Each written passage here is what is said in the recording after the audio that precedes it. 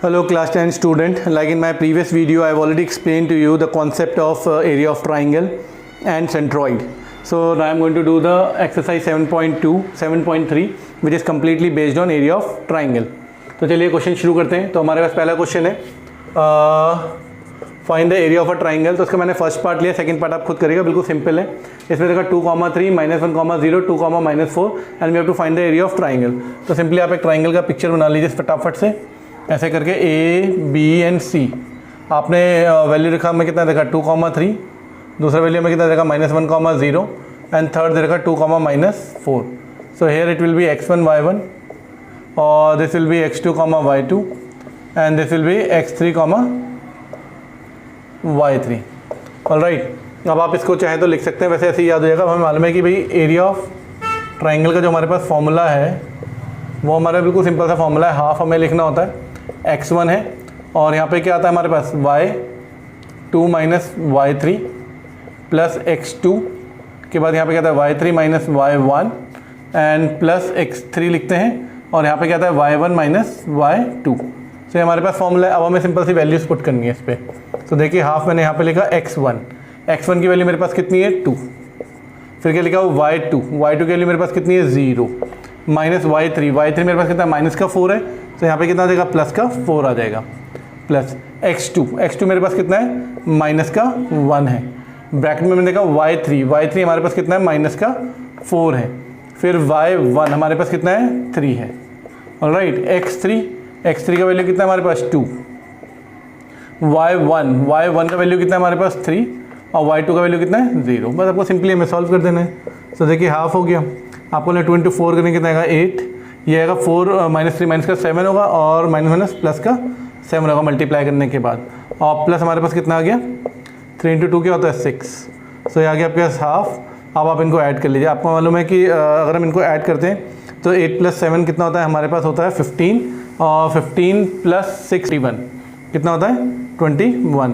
सो यानी कि हमारे पास कितना आंसर आ गया 21/2 स्क्वायर यूनिट। इनकी बात करते हैं। क्वेश्चन नंबर सेकंड देखा find the value of k for which the points are collinear. और हमें पॉइंट्स दे रखे हैं। अब देखो कुछ नहीं, बिल्कुल सेम क्वेश्चन है, बस यहाँ पे क्या देखा पहले बता दिया पॉइंट्स आर कोलिनियर। सो आपने पहले वही सिंपल जैसे ट्राइंगल लेते हैं, ट्राइंगल ले लेंगे A, B and C। A का वैल्यू कितना है आपके पास 7, -2 है, B का वैल्यू आपके पास कितना है 5, 1 है और C का वैल्यू कितना है 3, k है। इनको आप नेमिंग कर दीजिए x1, y1, x2, y2 और x3, y3। मतलब इसका सिंपल याद रखना, क्योंकि हमें पॉइंट्स आर कोलिनियर देखा, तो इसका मतलब क्या है कि एरिया ऑफ ट्राइंगल जो ABC है इसकी वैल्यू कितनी होगी 0, बिकॉज ये कंडीशन ऑफ कोलिनियर, बिकॉज मैं पहले देखा पॉइंट्स आर कोलिनियर। तो ये मैंने ट्राइंगल बनाया, एक्चुअली पॉइंट ट्राइंगल के नहीं है, एक सीधी लाइन में लाई कर रहे होंगे, पर ये आपको फॉर्मुलेशन का मैंने समझाने के लिए लिखा है, क्योंकि यहाँ पे हम प्रूफ करेंगे कि जब ये पॉइंट मतलब इसका आंसर इक्वल टू 0 है तो ये कोलिनियर पॉइंट्स हैं एक्चुअली। ठीक है। सो एरिया ऑफ ट्राइंगल का फॉर्मूला हमारे पास क्या होता है, आपको मालूम है half x1 y2 - y3 plus x2 y3 - y1 plus x3 और हमारे पास कितना आएगा y1 - y2। देखो सीक्वेंस याद रखते हैं 1 2 3 2 3 1 3 2 3 3 1 2। बिल्कुल आसान तरीका इसको याद करने का यही है, और एक इसी इक्वल टू है 0। तो देखिए अभी हाफ तो हमारा 0 के पास चला गया। अब जो बचा है उसकी बात करते हैं। x1 की वैल्यू मेरे पास कितनी देखिए क्वेश्चन में, अगर आप देखें 7, y2 मेरे को दे रखा 1 और y3 मुझे दे रखा k प्लस x2 हमें दे रखा है 5, y3 हमें दे रखा है k, y1 मुझे दे रखा -2, तो यहाँ पर हो जाएगा माइनस प्लस हो जाएगा। अब x3 की मैं बात करता हूँ, मेरे को दे रखा है x3 की वैल्यू कितनी दे रखी है 3 दे रखी है, और y1 की वैल्यू दे रखी है -2 और y2 की वैल्यू दे रखी है 1 इक्वल टू 0 हो गया। अब इसको सॉल्व कर लेते हैं। तो हमारे पास कितना आ जाएगा 7 - 7k plus 5k plus 10 and यहाँ पे आ जाएगा -2 और -3 हो जाएगा, और -3 × -9 इक्वल टू 0 हो गया आपके पास। तो आप इसको सॉल्व कर लीजिए। आप देखेंगे 7 में से ये क्या तो -2 के आपके पास यहाँ पे बच जाएगा। ऑलराइट, और आप देखिए 10 प्लस कितना था 17, और 17 में से अगर आप 9 माइनस करेंगे तो आपका प्लस का 8 बच जाएगा। देख लीजिए 10 प्लस होता है 17 में से आपने 9 किया इतना हो गया। तो आप इसको सॉल्व कर लेंगे तो 2k = कितना आ जाएगा 8, और k की वैल्यू कितनी आ जाएगी आपके पास 4। ऑल राइट, सो आपके पास के की वैल्यू कितनी आ गई? 4 हो गई। Getting my point. अब आता है question number third. Question number third में आपको दे रखा find the area of the triangle form by joining the mid point of the side of the triangle whose vertices are 0, -1, 2, 1 and 0, 3। Find the ratio of this area to the area of the given triangle. बिल्कुल simple question दे रखा है। आपको क्या दे रखा है question में? एक ट्राइंगल दे रखा है ABC। इस क्वेश्चन को मैं थोड़ा डायरेक्ट करूंगा जिससे आपको बहुत अच्छी तरह समझ आ जाएगा।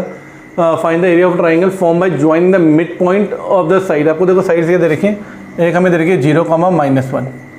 ऑल राइट, दूसरी में क्या दे रखी है 2, 1 और तीसरा क्या दे रखा है 0, 3। ऑल राइट, अब इस क्वेश्चन में क्या कह रखा है? इसने कहा इसके एक मिड पॉइंट है, मान लिया मैंने बोला D, इसका मिड पॉइंट है E और इसका मिड पॉइंट है F। इनको जोड़ दीजिए आप, ठीक है ना।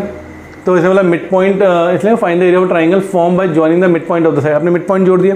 अब क्या होगा कि भाई मैंने की वैल्यू चाहिए होगी, तो मैं डायरेक्ट निकाल रहा हूँ, समझिएगा। हमें D का मिड पॉइंट चाहिए। मिड पॉइंट फॉर्म क्या था? x1 + x2 डिवाइडेड बाई 2 होता है। देखो 2 + 0 डिवाइडेड बाई 2 कितना आ जाएगा? 1। 1 + 3 कितना था? 4 डिवाइडेड बाई 2 कितना आ गया? 1। आई होप आपको समझ आएगा मिड पॉइंट फॉर्मूला। इसी तरह देखो यहाँ पे डायरेक्ट लगा रहा हूँ mid point formula. 0 + 0 divided by 2 तो 0 ही आएगा, कॉमा 3 प्लस यहाँ पे माइनस है तो 2 बच जाएगा और 2 से डिवाइड करें तो 1 आ जाएगा। अब ऐसे ही यहाँ पे f की बात करेंगे, 2 + 0 डिवाइडेड बाई 2 कितना आ जाएगा? 1 और 1 - 1 तो कितना हो गया? 0 डिवाइडेड बाई 2 तो ये। तो आपके पास कोऑर्डिनेट आ गए। अब क्वेश्चन में करने देखो आपको साफ दिख रहा है कि आपके पास दो ट्राइंगल बन गए। देखते हैं केस 1। ऑल राइट, और एक केस 2 मैं इधर कर दूंगा इसका। केस 1 केस 2 का मेरा मतलब आपको साफ दिख रहा है, दो ट्राइंगल बन गए। एक जैसे मैंने लिखा DEF, तो D के कोऑर्डिनेट कितने मेरे पास? 1, 2 और ये कितने आ गए? 0, 1 और F का कितना आ गया? 1, 0। तो नेमिंग कर लीजिए इसकी x1 y1, x2 y2 और x3 y3। अब इसका आप एरिया निकाल लीजिए। सो एरिया का फॉर्मूला आपको पता है भाई क्या होता है हमारे पास? x1 y2 - y3 plus x2 y3 - y1 plus x3 y1 - y2। आपको वैल्यू पुट करनी है सिंपली। हाफ आपने ऐसे रहने दिया x1 की वैल्यू कितनी मेरे पास? 1, y2 कितना है? 1 माइनस y3 कितना है? 0 प्लस x2 कितना है? 0, y3 की वैल्यू कितनी है? 0, y1 की वैल्यू कितनी है? 2 प्लस x3 कितना है? 1, y1 की वैल्यू कितनी है? 2 और y2 की वैल्यू कितनी है? 1। तो अब देखो सिंपली सी बात है, आपको मालूम है इसका मल्टीप्लाई कितना आएगा? 1। ये तो पूरी टर्म 0 हो जाएगी एक्चुअली, और यहाँ 1 बचेगा तो कितना आ गया? 1 + 1 ये। सो ये आ गया आपके पास 2/2, ये आ गया आपका 1 स्क्वायर यूनिट। किसका एरिया आ गया आपका? 1 स्क्वायर यूनिट, ये जो आपका छोटा ट्राइंगल बना। अब इसी तरह आप ये बड़ा ट्राइंगल को देख लेते हैं। ABC हमारे पास था ये जो। सो केस 2 में क्या हमारे पास बड़ा ट्राइंगल है? ABC। अब बिल्कुल सिंपल है, आपको एरिया निकालना है। A की वैल्यू कितनी है? 0, -1 दे रखी है। B की वैल्यू आपको दे रखी है 2, 1 और C की वैल्यू दे रखी है 0, 3। इसको नेमिंग कर लीजिए x1 y1, x2 y2 और x3 y3। चलिए मैं फॉर्मूला डायरेक्ट लिख रहा हूँ। फॉर्मूला तो आपको याद हो गया, इसकी वैल्यू निकाल लेते हैं। तो फॉर्मूला क्या होता है? हाफ लिख देता हूँ चलो आपके लिए। और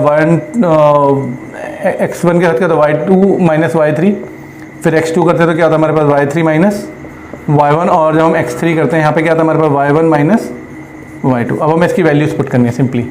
सो हाफ एज इट इज़ रहने दिया। x1 की वैल्यू कितनी है मेरे पास? अगर मैं देखूँ 0, और y2 की वैल्यू कितनी है मेरे पास? 1 और y3 की वैल्यू कितनी है? 3।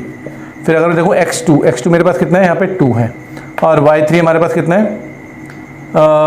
3 है, और y1 कितना है? माइनस का, तो ये प्लस का 1 हो जाएगा यहाँ पे। ऑल राइट, और प्लस x3 मेरे पास कितना है? 0 है। ऑल राइट, और y1 मेरे पास कितना है? माइनस का 1 है, और y2 हमारे पास कितना है? माइनस का 1 है। ऑल राइट, तो बिल्कुल सिंपल क्वेश्चन। यहाँ पे आपने हाफ लिखा, आपको ये टर्म तो 0 हो गई, ये 3 + 1 4, 4 to 8 हो गया, और लास्ट टर्म तो आपकी 0 हो गई। तो आप इसको डिवाइड करेंगे कितना आ जाएगा? 2 से काटेंगे से तो 4 आ जाएगा, तो 4 स्क्वायर यूनिट आ गया। 4 स्क्वायर यूनिट आपका आ गया। अब क्वेश्चन में क्या पूछा था? आपको रेशियो निकालना है। तो आपको रेशियो निकालना था किसका? एरिया ऑफ ट्राइंगल, ये छोटा वाला जो ट्राइंगल आपने बनाया था कितना? DEF अपॉन एरिया ऑफ बड़ा ट्राइंगल जो आपका क्या था? ABC।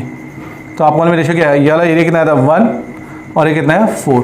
सो आपका रेशियो कितना आ गया 1:4। देखिए क्वेश्चन नंबर 4 है, वो मैंने आपके लिए पहले से सॉल्व करके रखा, बहुत ही इजी है। अब आपको फॉर्मूले तो याद हो ही गए होंगे।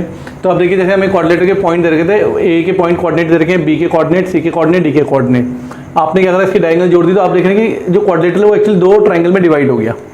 ऑलराइट, तो अब जैसे ए डी सी एक ट्राइंगल अलग हो गया जिसके तीनों कोऑर्डिनेट हमें पता है, और ऐसे ए बी सी ट्राइंगल हमें पता लगा इसके कोऑर्डिनेट हमें पता है। आप इस पर एक हेलोन फॉर्मूला लगाया हमने, ए सी डी के लिए हेलोन फॉर्मूला लगाया, ओके, और ऐसे ए बी सी के लिए दूसरे के लिए हेलोन फॉर्मूला हमने लगाया। दोनों से हाफ हाफ तो हम कॉमन ले लेंगे, कैलकुलेशन करेंगे तो अंदर हमारे पास ये वैल्यूज आएंगी। तो आप इसको सिंपली सॉल्व करेंगे तो आपका कितना आ जाएगा 28। कहने का मेरा मतलब है कि अगर कोऑर्डिनेटर आता है और आपको उसका एरिया निकालना है तो आप इसको 2 अलग अलग ट्राइंगल का इंडिविजुअल एरिया निकालिए और बाद में दोनों को ऐड कर दीजिए और आपका आंसर आपके सामने आ जाएगा। इसी तरह अगर हम क्वेश्चन नंबर 5 की बात करते हैं, क्वेश्चन नंबर 5 भी बड़ा सिंपल है। इसमें हमें दे रखा कि भाई ए बी सी एक ट्राइंगल है और इन्होंने दे रखा कि ए डी क्या है आपकी मीडियन है, क्वेश्चन पहले से गिवन है। तो एक हम पे थ्योरम होती है, पता है कि जब भी कोई मीडियन होती है वो ट्राइंगल क्या होती है, इक्वल एरिया में डिवाइड करती है। मतलब अगर हमें क्वेश्चन पता है कि भाई ए डी मीडियन है तो जो भी इसका एरिया होगा, ये वाला जो एरिया होगा वो इस एरिया के इक्वल होगा। तो इस बात को मैं वेरीफाई करना है, तो इसको बिल्कुल सिंपल है। आप इसमें एक बार ए बी डी ट्राइंगल लें, इसका आप एरिया ऑफ ट्राइंगल का फॉर्मूला लगाएं, आपका कोई जो आंसर है मान लो उसका आंसर आपका एक्स आ गया फॉर एग्जाम्पल, और ऐसे ही आप ए डी से निकालें उसका भी आंसर आपका आएगा एक्स आएगा। तो अगर दोनों का एरिया इक्वल आएगा तो इस बात का सबूत हो गया, ये बात वेरीफाई हो गई कि जो मीडियन होती है वो ट्राइंगल को 2 इक्वल एरियाज में डिवाइड करती है। तो देखिए कोऑर्डिनेट ज्योमेट्री जो चैप्टर है इसमें हम अच्छी तरह जान चुके हैं। जो हमें ध्यान देना है, एक हमें ध्यान देना है सेक्शन फॉर्मूला के ऊपर, दूसरा हमें ध्यान देना है मिड पॉइंट, तीसरा हमें देखना है सेंट्रॉइड वाला फॉर्मूला, और थर्ड हमारा area of triangle. So I hope ये आपको चैप्टर अच्छी तरह समझ आ गया होगा। एक बार मेरे वीडियो ध्यान से देखिए, सिर्फ फॉर्मूलेज आपके टिप्स में होने चाहिए और बड़ा ध्यान देखिए। हमें पता होना चाहिए, प्रॉपर्टीज़ पता होनी चाहिए ट्राइंगल्स वगैरह की, हमें प्रॉपर्टीज़ पता होनी चाहिए 4 साइडेड फिगर की। इसी बेस एग्जाम में क्वेश्चन आते हैं, तो इस चैप्टर को बड़े ध्यान से करिएगा। बहुत ही इंपॉर्टेंट चैप्टर है और बहुत ही स्कोरिंग चैप्टर है। And if you like my videos तो please like share my videos and subscribe my channel. Thank you.